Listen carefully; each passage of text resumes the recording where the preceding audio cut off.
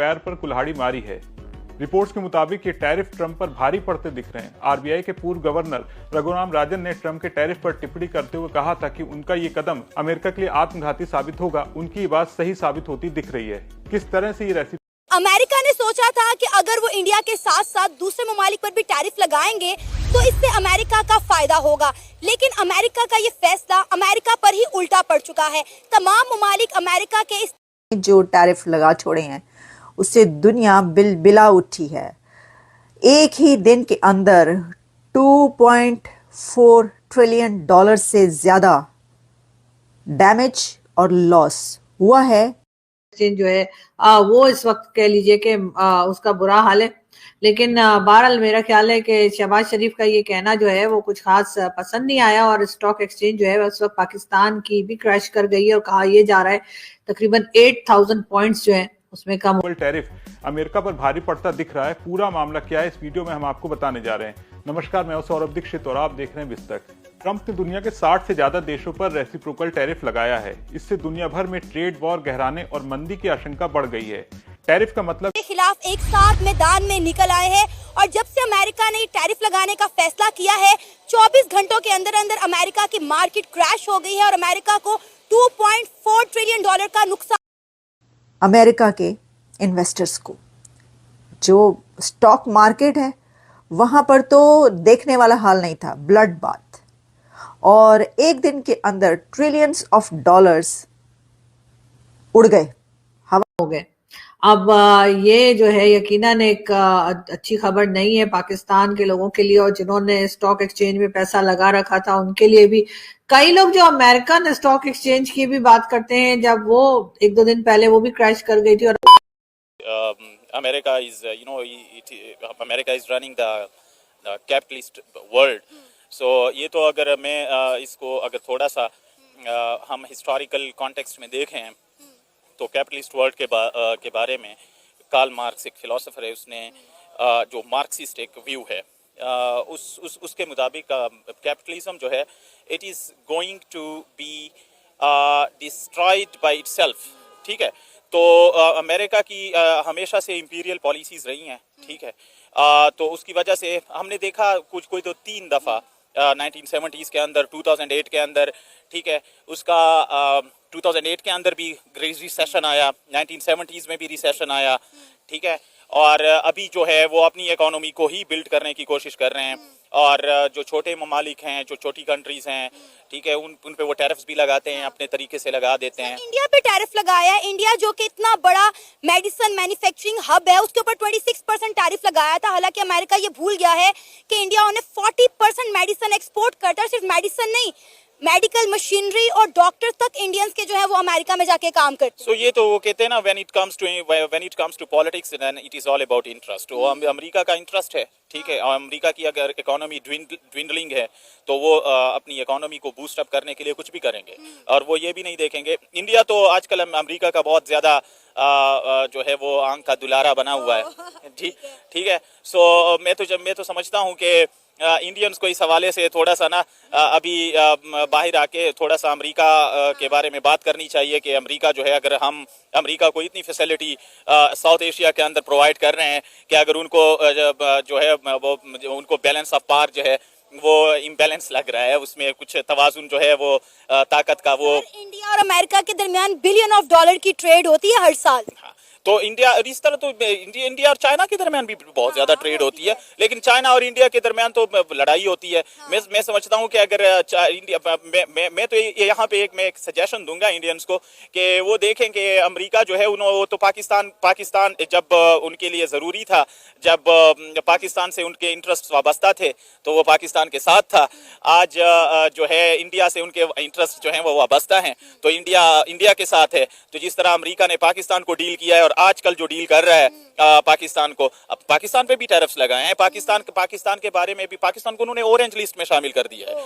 ठीक है, तो वो इमिग्रेंट की, ट्रम्प तो वैसे ही एंटी इमिग्रेंट है। ठीक है, कुछ पाकिस्तान के अंदर कुछ चंक्स ऐसे पाए जाते हैं जो ट्रम्प की तरह की मेंटालिटी में उड़ गए, लोगों को दिल के दौरे तक पड़े हैं। प्रेसिडेंट ट्रंप से यह सवाल किया गया कि ये जो इस वक्त हाल हो रहा है स्टॉक मार्केट का, तो आप इसको कैसे देख रहे हैं? ये जो आपने टैरिफ लगाए हैं जो कि जवाबी टैरिफ हैं, इसको तो उन्होंने कहा है कि ये एक्सपेक्टेड था और अमेरिका ऊपर आएगा, अमेरिका जीतेगा और हम जीतेंगे, ये होना ही था। This is beautiful, don't worry about that, ये होना है। लेकिन इसके बाद अमेरिका को जीतना है। अच्छा, अब देखें, ये तो अपनी जगह पर कि क्या इसमें से किसके लिए क्या अच्छा निकलेगा, लेकिन इसके ऊपर अब ये आप पहले ही जानते हैं कि चाइना ने जवाबी टैरिफ लगा दिए अमेरिका के ऊपर। अमेरिका ने जब गाड़ियों पर टैरिफ लगाए तो कनाडा ने जवाबी टैरिफ लगा दिए वो वाली व्हीकल्स पर जो कि इंपोर्ट होती हैं अमेरिका से। और यूरोपीय यूनियन कंट्रीज, प्रेसिडेंट मैक्रोन ने ये कहा है कि अब हम ये सोच रहे हैं कि क्यों ना जो अमेरिका में इन्वेस्टमेंट है यूरोपियन कंट्रीज़ की वो बैन कर दी जाए, वो बंद कर दी जाए। कि ये जो टैरिफ लगे हैं इसकी वजह से वो ये कह रहे हैं कि जुल्म के ये ज़ाब्ते हम नहीं मानते, हम ये करेंगे, हम ये करेंगे। नाउ दिस इज़ अनबिलीवेबल, क्योंकि ये कहा जा रहा है अब कि ये ट्रेड वॉर है, वर्ल्ड ट्रेड वॉर है ये। और वर्ल्ड ट्रेड वॉर की वजह से हो सकता है कि बहुत जल्द रिसेशन भी आ जाए, इन्फ्लेशन बहुत ज़्यादा बढ़ सकती है और अभी भी बढ़ चुकी है। इसके ये जो सारे एंगल्स ज़रा इसके ऊपर बात की लेते हैं। इंडिया पर इसका क्या फ़र्क पड़ता है? भारत के बारे में ये बात कही जा रही है कि उसके ऊपर एक इसका तो बहुत अच्छा असर ये पड़ेगा कि एक तो ये कि भारत के ऑलरेडी बहुत ज़्यादा टैरिफ्स अमेरिका पर लगे हुए हैं, अमेरिकन प्रोडक्ट्स पर। प्रेसिडेंट ट्रंप ने तो पहले ही कहा कि इंडिया तो 100% टैरिफ्स लगाता है, हमने क्या लगाने जितने टैरिफ्स वो लगाता है।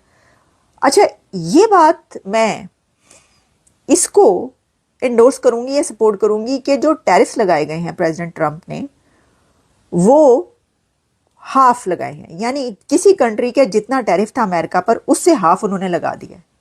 तो हैं तो ये जवाबी टैरिफ ही, और एक कंट्री के ऊपर अगर पूरी दुनिया टैरिफ लगाए तो क्या उसको उसके जवाब में हाफ टैरिफ लगाना नहीं बनता? हाफ टैरिफ तो लगाए जा सकते हैं उसके जवाब में, लेकिन प्रॉब्लम यह है कि अब ये जो टैरिफ लगे वो भी क्रैश कर गई थी और आप जानते हैं कि उसमें तकरीबन $2 ट्रिलियन का नुकसान हुआ था। तब हमारे कई जान पहचान वाले जिसमें साजिद तारड़ साहब भी शामिल हैं और अमेरिका रहते हैं, उन्होंने भी अपने ट्विटर में बात शेयर की थी कि उन्होंने भी कुछ पैसे लगा रखे थे, कुछ नहीं बल्कि काफी पैसे लगा रखे थे और जिसमें उनको नुकसान हुआ। तो ऐसे ही कई लोगों का उसमें नुकसान हुआ है। लेकिन पाकिस्तान में हम हैरान हो रहे थे कि जी पूरी दुनिया में जो है वो स्टॉक एक्सचेंज जो है उसके ऊपर मुसीबत आई है जब से ये डोनाल्ड ट्रंप साहब अपना टैरिफ का जो लेकर आए हैं और नया सिलसिला।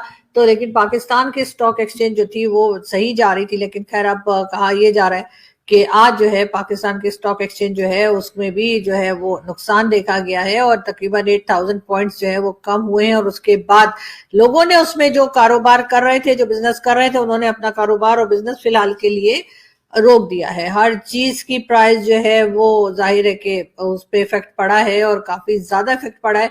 लेकिन पाकिस्तान क्योंकि आप जानते हैं कि हमारे यहाँ तो पहले ही हमारी वाट लगी हुई है। जी हाँ, हमारी जो इकोनॉमी है वो जिस तरह से चल रही है या जिस तरह से वेंटिलेटर पर है, और वो भी ऐसे ही कि कभी हम गल्फ कंट्रीज तो कभी चाइना और कभी अमेरिका की तरफ देखते हैं, देखते तो ऐसे हम भारत की तरफ भी है, लेकिन मोदी जी है ना वो लिफ्ट नहीं कराते, ये तो आपको पता ही है। वरना इतना पैसा लेकर बैठे हुए कहाँ कहाँ घूम फिर रहे हैं, सैरें सपाटे की जा रही है, लेकिन मोदी जी मजाल है कि ये कह देंगे जी पाकिस्तान के साथ भी हम ट्रेड कर लेते हैं। और देख लीजिए जब मोमिनों से पंगा करेंगे तो फिर आपके यहाँ तो प्रॉब्लम आएगी। तो यही जी यही जो सारी दुनिया में डोनाल्ड ट्रंप साहब की वजह से जो इफेक्ट पड़ रहा है वो भारत में भी पड़ा है। और उसके बाद पाकिस्तान में काफी फेवरेट यानी कि राहुल गांधी जी, वैसे तो खैर भारत में भी फेवरेट होंगे कई लोगों के, लेकिन भारत से ज्यादा तो पाकिस्तान में इनकी वाहवाह की जाती है।